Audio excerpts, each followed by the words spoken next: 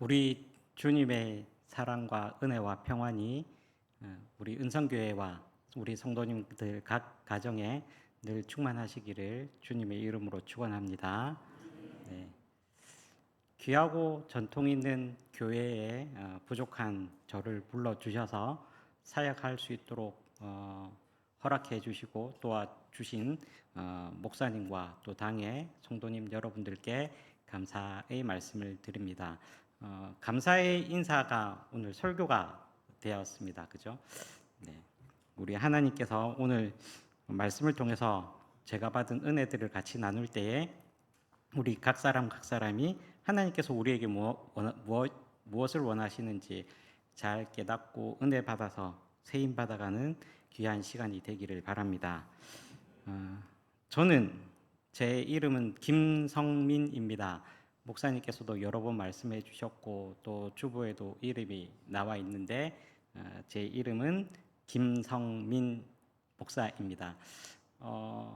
저는 이제 한번 말하면 성도님들께서 목사님 또 김성민 목사님 하고 잘 아실 것 같은데 저는 좀 걱정이 제가 한 300명 되는 성도님들을 얼굴하고 이름하고 또 직분하고 이름하고 빨리빨리 외워야 되는데 제가 잘 못할 수도 있는데 좀 잘 이해해 주시고 한 몇 개월 동안은 그냥 저는 누구입니다, 누구 집사입니다, 권사입니다 말씀해 주시면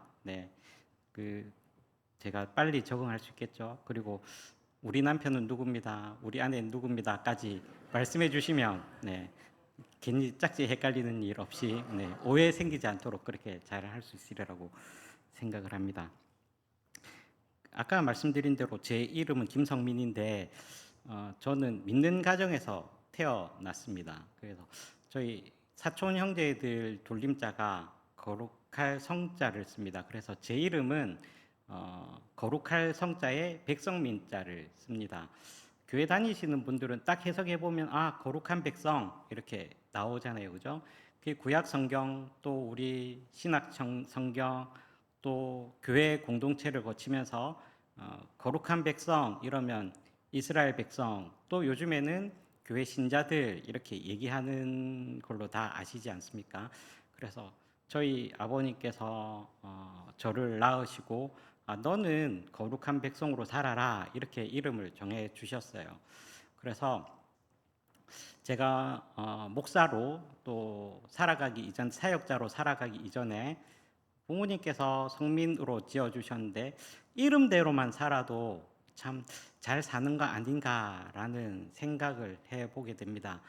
잘 모르시는 분들은 성민이라면 성공 성자냐 아니면 성실할 때 성자냐 뭐 이렇게 여쭤보시는데 교회에서 성민이라면 금방 의미들을 잘 파악하시고 잘 아시더라고요.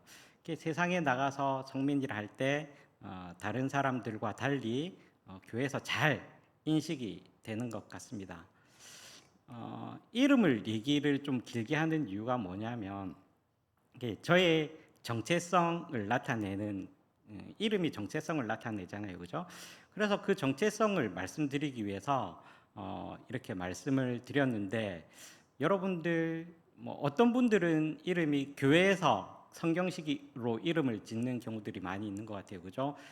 바울이라든지 이삭이라든지 성경의 다윗이라든지 성경에 있는 좋은 이름들을 많이 자녀들에게 또 형제들에게 붙이곤 합니다. 또 어떤 사람은 부모님이 주신 이름 대신에 또 신앙의 이름을 가지고 그 이름으로 계명해서 살아가는 분들도 있습니다. 그래서 사람들 교회에서 살아갈 때 세상 사람들과 만날 때 이름을 들어보면 저 사람이 교회 다니는 사람인가.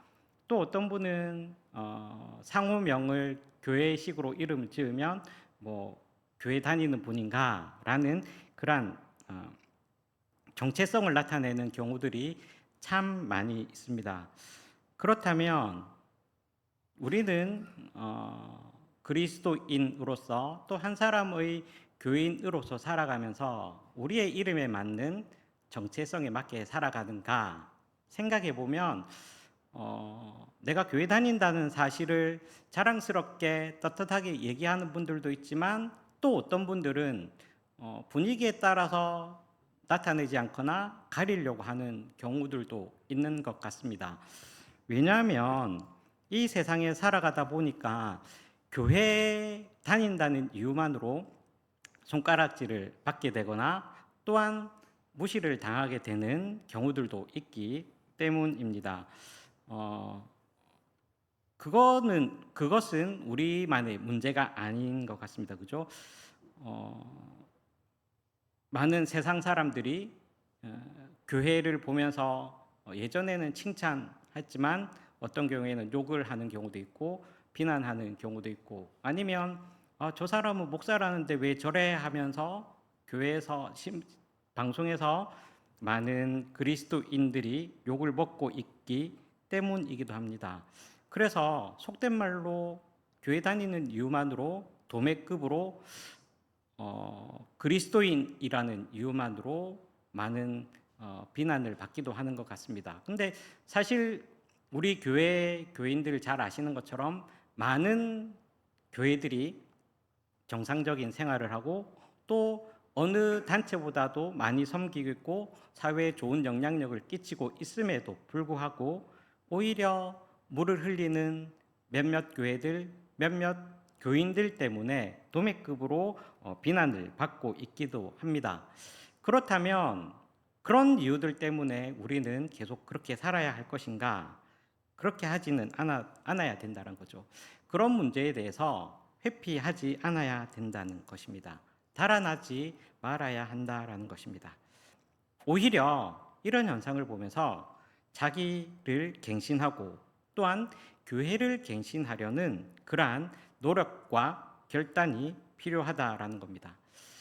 그냥 저 몇몇 그리스도인들, 잘못한 그리스도인들을 같이 욕하고 또 그 사람들에 대해서 분노하고 화내기보다 우리는 갱신하고 새로워지려는 그러한 목표를 가져야 할 것입니다.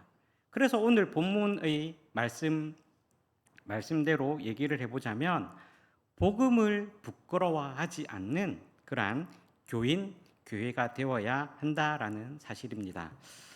초대교회에서 사도 바울이 오늘 로마 교회에 보낸 편지를 보니까 많은 사람들이 복음을 부끄러워했던 것 같습니다.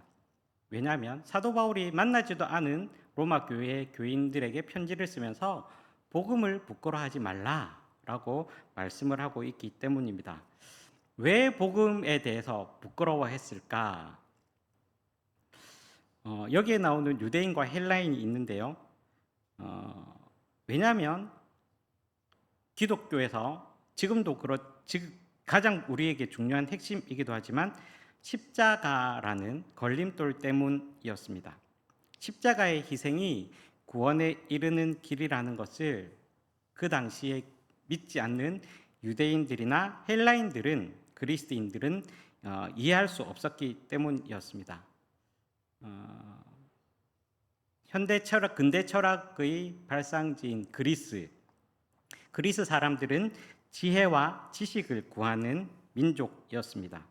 그런데 그런 지혜와 지식을 구하는 헬라인들, 그리스인들 입장에서 보면 십자가는 그 당시에 있었던 가장 최악의 사형 집행틀이었습니다. 그렇기 때문에 한 젊은이가, 그것도 식민지의 젊은이가 하나님 나라를 외치다가 죽었다라는 사실에 지혜를 구하는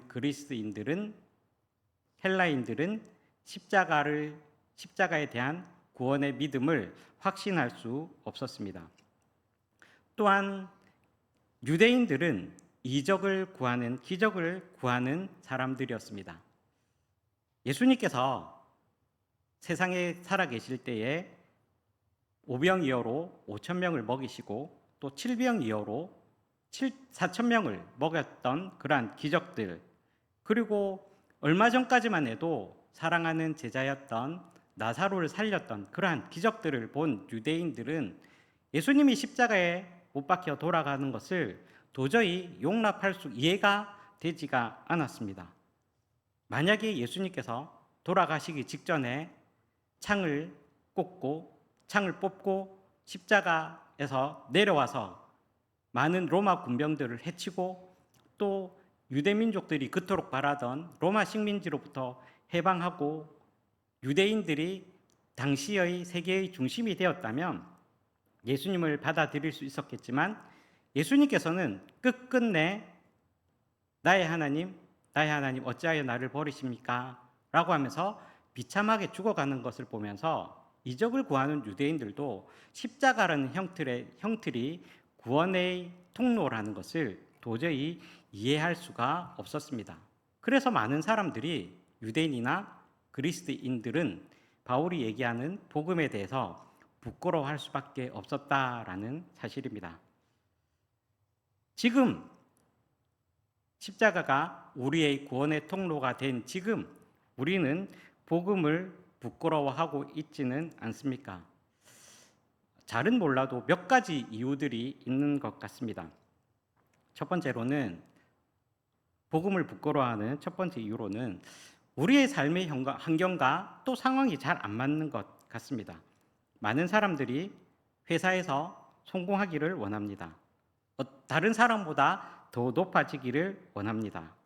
그래서 가끔은 신앙인으로서의 정체성보다는 회사인으로서의 정체성을 가지고 다른 사람들을 중상모략하고 다른 사람보다 높이 올라가려는 그러한 욕심을 가지고 있습니다. 그래서 회사에 더 충성을 하는 그러한 경우들도 있습니다. 그러나 주님께서는 우리들에게 분명히 말씀하셨습니다. 다른 사람들을 복되게 하라, 복의 통로가 되어라 라고 말씀을 하십니다. 그러나 세상 사람들은 내가 먼저 잘 되는 게 우선이고 내가 출세해라 라고 가르치고 있습니다. 주님께서는 원수도 사랑하라 하셨지만 세상 사람들은 원수는 미워하고 내가 성공해라 라고 얘기를 합니다. 그리고 주님께서는 세상의 약한 사람들과 연대하라 라고 말하지만 세상은 출세를 위해서 힘있고 권력 있는 사람 옆에 서라고 줄을 서라 라고 얘기를 합니다. 그렇기 때문에 우리가 가지고 있는 신앙의 모습들과 세상의 모습들과 괴리가 생기는 것입니다. 그러다 보니 이번만 한 번만 넘어가지, 이번만 성공하면 다음부터는 제대로 해야지 라는 세상과 타협을 하다 보니 복음을 부끄러워하는 그러한 현상이 생기게 된 것이죠.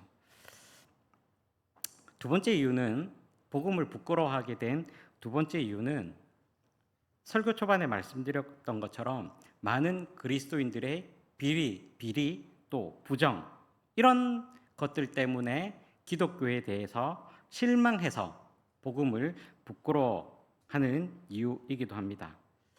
많은 그리스도인들이 많은 그러한 세상에 살아가고 있지만 우리 기독교인들이 수많은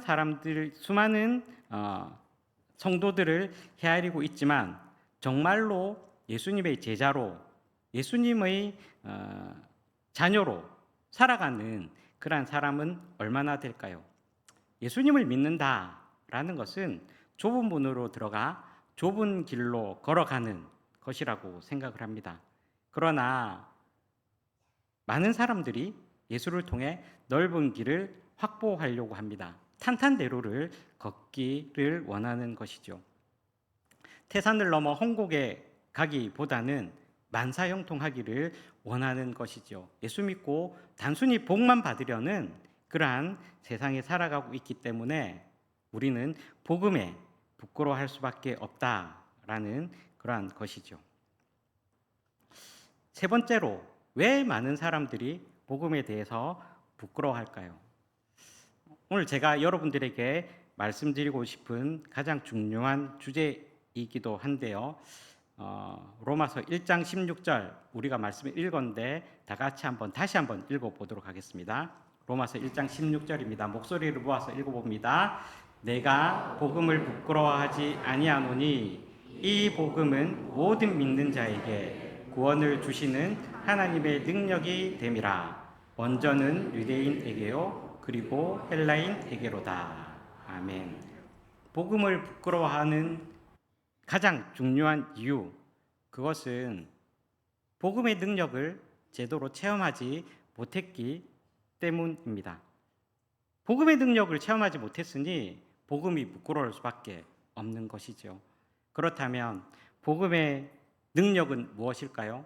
복음의 능력은, 진정한 능력은 다른 사람들을 자유하게 하는 힘, 다른 사람을 사랑할 수 있는 힘, 그것이 바로 복음의 능력이다라는 것입니다. 그리스도 안에의 자유는 무엇일까요? 얽매인 것이 없는 것인데 돈, 체면, 권위, 출세, 미움과 근심, 걱정, 다른 사람과의 관계, 이러한 것에 얽매여 살아가고 있기 때문에 우리는 참 자유로울 수 없다는 것입니다. 이렇게 해보려면 저게 걸리는 것 같고 저렇게 해보려면 이렇게 걸리는 것, 그것이 진정한 자유의 삶을 누리지 못한다라는 것이죠. 그렇지만 복음의 능력을 제대로 체험하면 우리의 삶이 달라질 것입니다. 어떻게 달라질 것인지 고린도후서 6장의 말씀을 같이 한번 읽어보도록 할 텐데요. 고린도후서 6장 8절에서 10절까지의 말씀입니다. 네, 말씀을 같이 한번 읽어보겠습니다. 시작. 속이는 자 같으나 참되고 무명한 자 같으나 유명한 자요, 죽은 자 같으나 보라 우리가 살아있고, 징계를 받는 자 같으나 죽임을 당하지 아니하고, 근심하는 자 같으나 항상 기뻐하고, 가난한 자 같으나 많은 사람을 부유하게 하고, 아무것도 없는 자 같으나 모든 것을 가진 자로다. 아멘.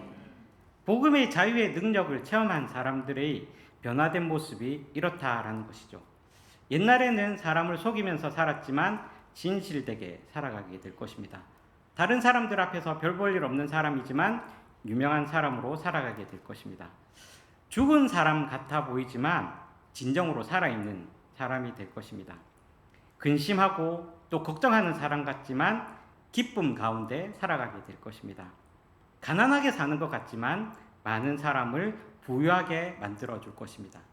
별 볼 일 없고 아무것도 없는 사람 같지만 모든 것을 가진 자처럼 살아가게 될 것이라는 것이 사도 바울이 복음의 능력을 체험한 우리들에게 알려주고 있는 사실입니다.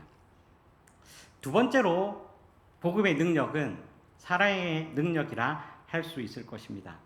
예수님께서는 십자가에서 돌아가시는 그 순간에도 자신을 못 받고 있는 로마 군인과 또한 자신을 비난하는 많은 군중들 앞에서 그들을 용서해달라고 하나님께 기도하였습니다.